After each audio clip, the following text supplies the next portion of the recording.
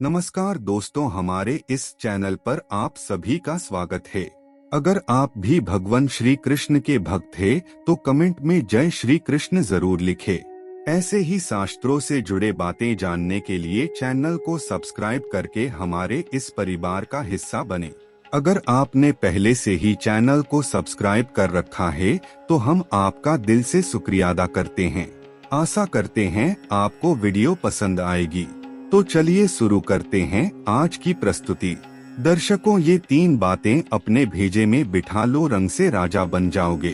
आज की जो हमारी कहानी है, आज का जो हमारा प्रसन्न है, एक कपोतक पक्षी की बड़ी प्यारी कहानी है, ज्ञानवर्धक कहानी है। प्रिय दर्शकों, इस कहानी को पूरा सुने। ये कहानी बड़ी मोटिवेशनल कहानी है। ये कहानी आपको आपके जीवन में ढेर सारी प्रेरणा देगी। इस कहानी को यदि आप गौर से सुनते हैं और इसके 3 बातों पर यदि आप अमल करते हैं तो प्रिय दर्शकों, आप इस संसार में किसी भी कोने में रहे, संसार के किसी भी कोने में घूमे, आप कभी भी किसी भी संकट में नहीं पड़ सकते हैं। ये कहानी आपको आपके जीवन में ढेर सारी प्रेरणा देगी। इस कहानी में ऐसे 3 ज्ञानवर्धक बातें हैं, इनको आप जरूर सुने। कहानी शुरू करने से पहले जो लोग हमसे नहीं जुड़े हैं वो हमारे चैनल को सब्सक्राइब करें, अच्छे कमेंट किया करें ताकि हर आने वाले वीडियो का नोटिफिकेशन सबसे पहले आपको मिले और आप उसका फायदा उठा सके।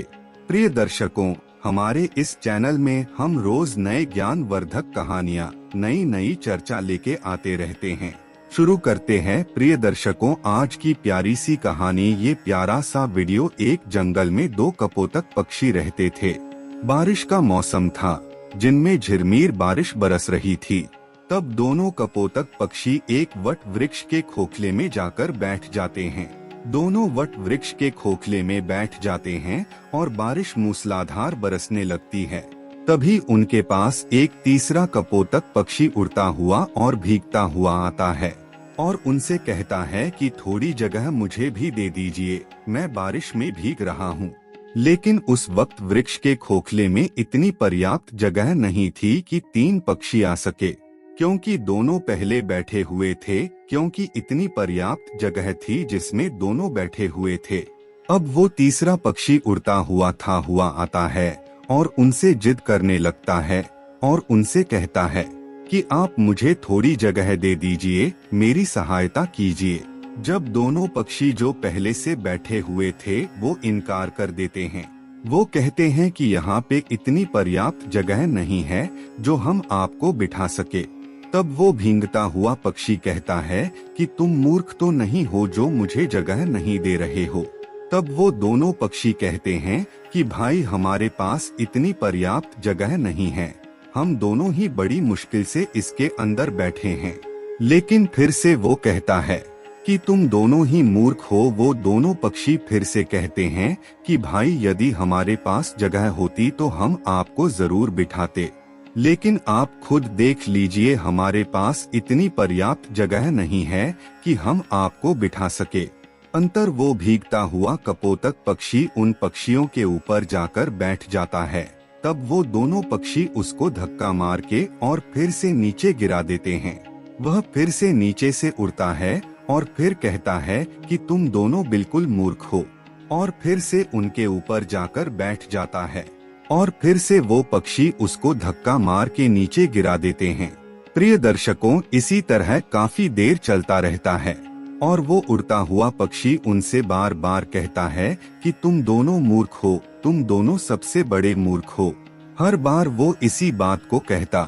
जब वो थक जाते हैं तो भीगता हुआ पक्षी वहाँ से उठकर चले जाता है और वह दोनों पक्षी उसी वक्त वृक्ष के खोखले में बैठे रहते हैं। तब उसका कपोतक पक्षी की पत्नी अपने पति से कहती हैं कि पियाजी, अभी जो पक्षी आया था कि यह बार बार हम दोनों से मूर्ख कह रहा था। यह कह रहा था कि तुम दोनों मूर्ख हो, कि तुम मूर्ख तो नहीं हो। वो बार बार इसी बात को कह रहा था। तो ये मूर्ख होता कौन है? मूर्ख होता कैसा है? मूर्ख दिखता कैसा है? आप मुझे इस बात को बताइए। प्रिय दर्शकों, तब वो कपोतक पक्षी अपनी पत्नी को एक कहानी सुनाता है और वह कहता है कि प्रिय, इस कहानी को यदि आप ध्यान से सुनोगी तो आपको यह पता चलेगा कि मूर्ख कौन होता है। तब वह अपनी पत्नी को कहानी सुनाता है और उसकी पत्नी बड़े गौर से और बड़े ध्यान से सुनती है। कपोतक पक्षी कहानी शुरू करता है और वह कहता है कि एक नगर में एक सेठ रहता था। उस सेठ के एक पुत्र था। सेठ ने अपने पुत्र की शादी कर दी। उसके बाद सेठ का लड़का शहर चले जाता है कमाने के लिए और सेठ के लड़के की पत्नी घर पे रहती है। एक दिन सेठ के लड़के की पत्नी पनघट पर स्नान करने के लिए जाती है और वहाँ पे स्नान करने लग जाती है। तभी उसके पास में 3 राह चलने वाले व्यक्ति आते हैं और सेठ के लड़के की पत्नी से कहते हैं कि भाई, हम बड़ी दूर से आए हैं और हमें बहुत तगड़ी प्यास लग रही है, इसलिए आप थोड़ा हमें जल पिला दीजिए। प्रिय दर्शकों, उस वक्त सेठ के लड़के की पत्नी के बदन पर इतने कपड़े नहीं थे क्योंकि वह स्नान कर रही थी। उसी वक्त तीनों राह चलने वाले व्यक्ति आ जाते हैं और उनमें से एक व्यक्ति कहता है कि हमें पानी पिला दीजिए। इस बात को कपोतक अपनी पत्नी से कहता है और कपोतक की पत्नी बड़े गौर से और बड़े ध्यान से सुन रही है। कपोतक आगे कहता है कि उस सेठ की पत्नी उन लोगों से कहती है कि भाई, तुम कौन हो? तब उनमें से एक राह चलने वाला व्यक्ति कहता है कि हम यात्री हैं और हमें बहुत प्यास लग रही है, हमें थोड़ा पानी पिला दीजिए। उस व्यक्ति की इतनी बात सुनने के बाद वो सेठ के लड़के की पत्नी कहती है कि यात्री तो सिर्फ 2 होते हैं, तुम कौन से यात्री हो? अब वो व्यक्ति बड़ी सोच में पड़ जाता है। वह सोचने लगता है कि हमें खुद को यह पता नहीं है कि हम कौन से यात्री हैं। वो यात्री उस सेठ के लड़के की पत्नी को कोई जवाब नहीं दे पाता है। तभी दूसरा व्यक्ति बोलता है और वह कहता है कि मुझे बहुत तगड़ी प्यास लग रही है और प्यास के मारे मेरे हलक सूखे जा रही है, इसलिए आप मुझे पानी पिला दीजिए। वो सेठ के लड़के की पत्नी कहती है कि भाई, तुम कौन हो? तब वह व्यक्ति जवाब देता है और वह कहता है कि मैं अनपढ़ गवार हूँ, आप मुझे पानी पिला दीजिए। तब वह सेठ के लड़के की पत्नी कहती है कि अनपढ़ गवार तो सिर्फ 2 होते हैं, तुम कौन से अनपढ़ गवार हो ये बताओ, तब मैं तुम्हें पानी पिलाऊंगी। लेकिन वह भी कोई जवाब नहीं दे पाता है। वो भी सोचने लगता है कि मुझे खुद को यह पता नहीं है कि मैं कौन सा अनपढ़ गवार हूँ। वह कोई जवाब नहीं दे पाता है। फिर तीसरा व्यक्ति कहता है कि बहन जी, मुझे पानी पिला दीजिए, प्यास के मारे मेरे प्राण निकले जा रहे हैं। यदि कुछ देर मुझे और पानी नहीं मिला तो मेरे प्राण ही निकल जाएंगे, इसलिए आप मुझे पानी पिला दीजिए। तब वो सेठ के लड़के की पत्नी उस व्यक्ति से कहती हैं कि भाई, तुम कौन हो? तुम बताओ, यदि तुमने बता दिया तो मैं तुम्हें जरूर पानी पिला दूंगी। वो कहता है कि मैं मूर्ख हूँ, आप मुझे पानी पिला दीजिए। अब सेठ के लड़के की पत्नी कहती है कि इस संसार में 2 प्रकार के मूर्ख होते हैं, तुम कौन से मूर्ख हो? प्रिय दर्शकों, अब वो भी इस सवाल का कोई जवाब नहीं दे पाता है। वो भी बड़े सोच में पड़ जाता है कि मुझको खुद को पता नहीं है कि मैं कौन सा मूर्ख हूँ। उसको कुछ सोचती नहीं है, कुछ आता नहीं है, कुछ जाता नहीं है। वह कोई जवाब नहीं दे पाता है। इस कहानी को कपोतक अपनी पत्नी से कह रहा है और उसकी पत्नी बड़ी ध्यान से और गौर से सुन रही है। आधे कपोतक पक्षी कहता है कि वो तीनों व्यक्ति प्यासे ही पनघट से जाने लगते हैं। जब वहाँ से रवाना होते हैं तो सेठ के लड़के की पत्नी उनसे कहती है कि भाई, आप मेरे घर चलिए, यहाँ से कुछ ही दूरी पर इसी रास्ते पे मेरा घर है, वहाँ मैं आपको जरूर पानी पिला दूंगी। प्रिय दर्शकों, वो तीनों यात्री उस सेठ के लड़के के घर आ जाते हैं और सेठ के लड़के की पत्नी स्नान करके और कपड़े पहनकर अपने घर आ जाती है। जैसे ही वह तीनों व्यक्ति उस सेठ के घर पहुंचते हैं और साथ में सेठ के लड़के की पत्नी भी घर पहुंचती हैं, तभी उसके ससुर की नजर अपनी बहू पे पड़ जाती है।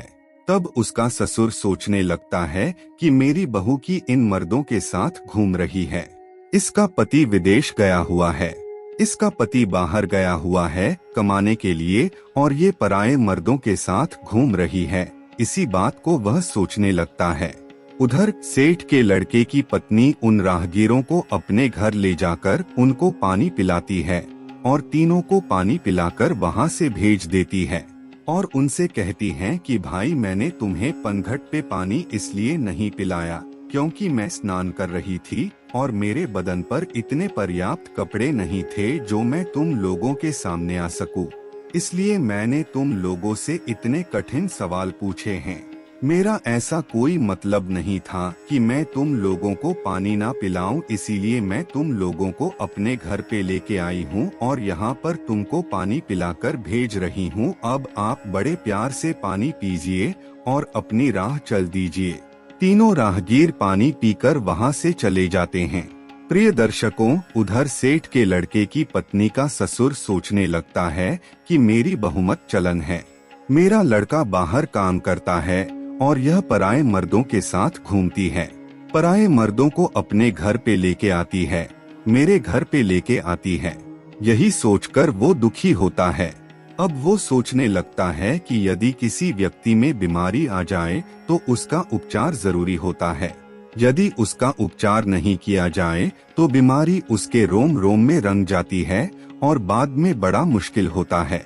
इसी बात को सोचकर वह सोचने लगता है कि अब मेरी बहू का क्या इलाज किया जाए।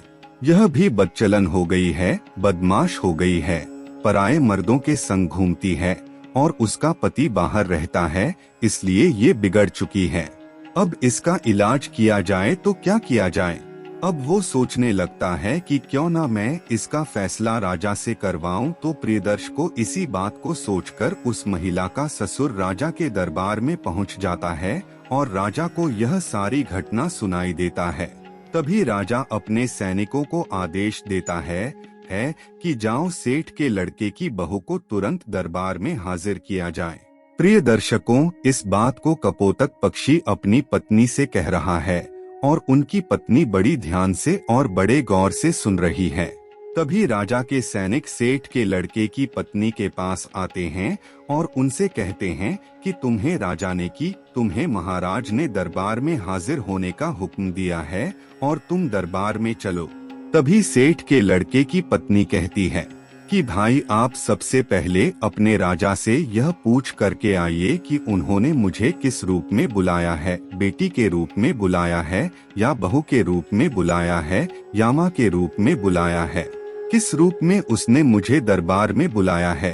तभी सैनिक वापस राजा के पास में जाते हैं और राजा से कहते हैं कि महाराज, सेठ के लड़के की पत्नी ने यह कहकर वापस भेजा है कि आपने उसे किस रूप में बुलाया है, बेटी के रूप में बुलाया है या बहू के रूप में बुलाया है या फिर माँ के रूप में बुलाया है।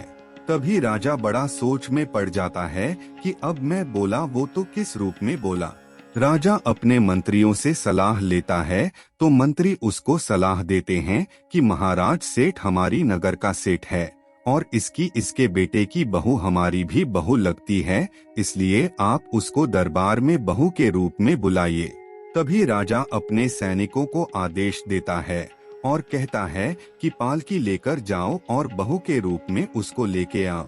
तभी राजा के सैनिक फिर से पालकी लेकर सेठ के लड़के के घर पहुंचते हैं और सेठ के लड़के की पत्नी से कहते हैं कि महाराज ने तुम्हें बहू के रूप में बुलाया है।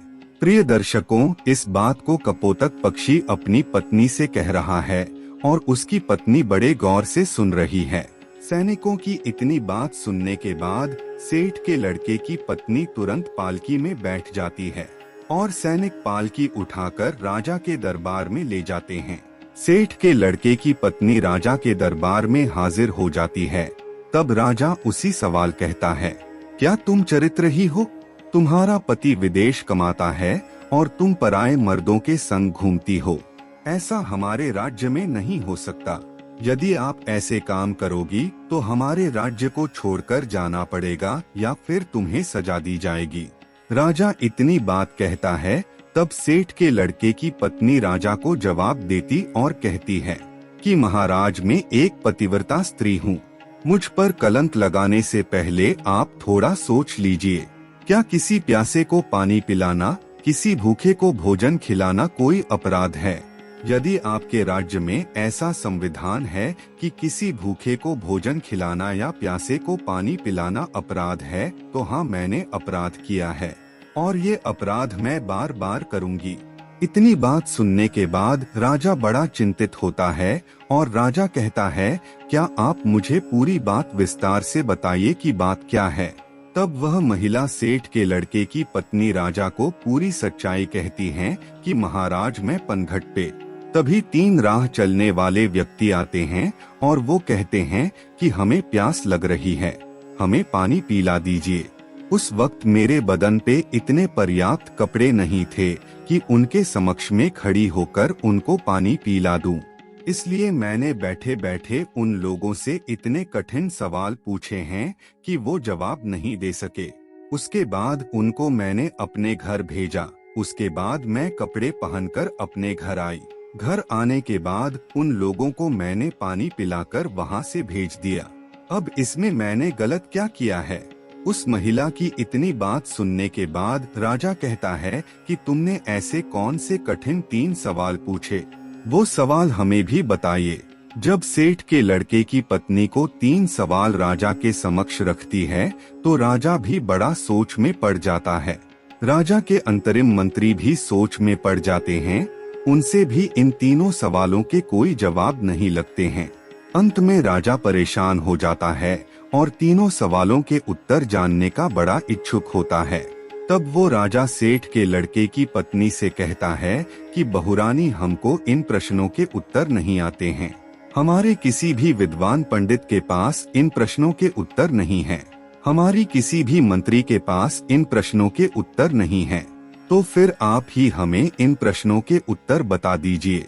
तब वो महिला सेठ के लड़के की पत्नी हाथ जोड़कर के राजा से कहती हैं कि महाराज, ये तीनों प्रश्न बड़े अनमोल है और इनके उत्तर उनसे भी ज्यादा अनमोल है। इसलिए आपसे एक विनती है, इन तीनों प्रश्नों के उत्तर मैं आपको बता दूंगी, लेकिन बदले में मुझे क्या मिलेगा? वह महिला कहती है कि महाराज, यदि सौदा हो तो बराबर का हो। वो महिला सेठ के लड़के की पत्नी बड़ी चतुराई से अपने दिमाग का इस्तेमाल करती है। तभी राजा बड़ी सोच में पड़ जाता है और अंतर राजा परेशान हो जाता है। सोचने लगता है कि तीनों प्रश्न बड़े अनमोल है और इन तीनों प्रश्नों का उत्तर भी बड़ा अनमोल है। इनको जानना बहुत जरूरी है। यही सोचकर राजा कहता है, प्रिय दर्शकों, कहते हैं ना कि जो राजा मूर्ख हो उसको कोई भी लूट सकता है। वो राजा कहता है कि आधा राज्य पे आप शासन करोगी और आधे पे हम करेंगे। ठीक है, आप आपके तीनों अनमोल प्रश्नों के उत्तर हमें बता दीजिए। प्रिय दर्शकों, सेठ के लड़के की पत्नी वो पूरी लिखावट करवाती है, आधा राज्य अपने कब्जे में लेती है और फिर उन तीनों प्रश्नों के उत्तर बताती है। और वो कहती हैं कि महाराज, अब गौर से सुनो तीनों प्रश्नों के उत्तर। पहला प्रश्न, यात्री संसार में 2 ही हैं। अब 2 यात्री कौन कौन से हैं? कि महाराज, पहला सूर्य, दूसरा चंद्रमा, जो रात दिन चलते रहते हैं और संसार में भ्रमण करते रहते हैं और संसार को रोशन करते रहते हैं। यही 2 यात्री हैं, सूर्य और चंद्रमा। पहला सवाल कि महाराज, अनपढ़ और गंवार 2 चीज है, वो है अन्न और पानी, जो हर किसी के साथ में रहते हैं। विद्वान लोगों के साथ में भी रहते हैं और मूर्ख से मूर्ख इंसान के साथ में भी रहते हैं। उनका लालन पालन करते रहते हैं। यही सबसे अनपढ़ और गंवार है, जो अज्ञानी को भी वही स्वाद देते हैं और विद्वान को भी वही स्वाद देते हैं। तीसरा सवाल, मूर्ख भी 2 प्रकार के होते हैं। पहला मूर्ख, जो मेरा ससुर है, जो अपने घर की बात को एक दूसरे से आकर कहता है, जो अपने घर की बात को दूसरे से कहता है, वही सबसे बड़ा मूर्ख होता है। यदि मेरे ससुर ने इस बात को मुझसे आकर पूछा होता तो इनको वहीं पे मैं पूरी सच्चाई बता देती। मेरे घर की इज्जत नीलाम नहीं होती। मेरे घर की इज्जत इस तरह भरे दरबार में उछाली नहीं जाती। मेरे घर की बदनामी नहीं होती, इसलिए सबसे पहले बड़े मूर्ख मेरे ससुर है। तब राजा कहते हैं कि दूसरा कौन है? तब वह महिला कहती हैं कि महाराज, दूसरे सबसे बड़े मूर्ख आप है। एक वो राजा होता है जो बगैर सोचे समझे कुछ भी फैसला ले ले। वही सबसे बड़ा मूर्ख होता है, इसलिए दूसरे सबसे बड़े मूर्ख आप है। आप भी एक ऐसे मूर्ख है जो मेरे 3 सवालों के बदले में मुझे आधा राज्य दे दिया, तो आप भी सबसे बड़े मूर्ख है। प्रिय दर्शकों, अब राजा को गुस्सा बहुत आता है, लेकिन वह कुछ नहीं कर सकता क्योंकि अब वो भी महारानी है, राज्य की महारानी है। आंधी सेना उसकी है, आधा राज्य उसका है। अब वो राजा कुछ नहीं कर सकता था। प्रिय दर्शकों, इस तरीके से अपने दिमाग का सदुपयोग करते हुए उस सेठ के लड़के की पत्नी एक महारानी बन जाती है।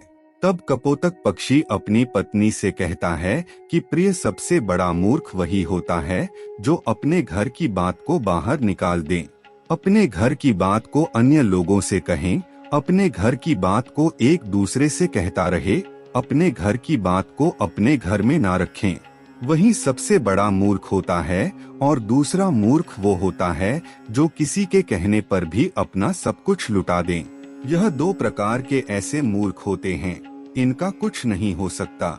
तब कपोतक की पत्नी को यह बात समझ में आती है कि संसार में मूर्ख कौन होता है। इसीलिए कहते हैं कि अपने दिमाग का सही समय आने पर जो बंदा सही उपयोग करता है वो अपने जीवन में हमेशा कामयाबी पाता है। इसीलिए प्रिय दर्शकों, हमेशा अपने दिमाग को सही जगह है और सही निशाना लगा करके चलाइए, आप कभी भी फेल नहीं हो सकते। जो लोग अपने दिमाग का सही सदुपयोग नहीं करते हैं वो लोग हमेशा पीछे रहते हैं और एक दिन ऐसा आता है कि उनका पतन हो जाता है। इसलिए अपने दिमाग का, अपनी बुद्धि का सही उपयोग करें। हम उम्मीद करते हैं प्रिय दर्शकों की इस कहानी से आप ढेर सारी प्रेरणा लेंगे और इसे अपनाएंगे। मिलते हैं आने वाले अगले वीडियो में, तब तक के लिए नमस्कार, धन्यवाद। दोस्तों, आपको आज का वीडियो कैसा लगा हमें कमेंट करके जरूर बताएं। ऐसे ही ज्ञानवर्धक शास्त्र की बातें जानने के लिए हमारे चैनल को सब्सक्राइब करें और ऑल बेल आइकॉन को प्रेस करें ताकि चैनल पे अपलोड किया गया हर एक वीडियो सबसे पहले आप देख सके।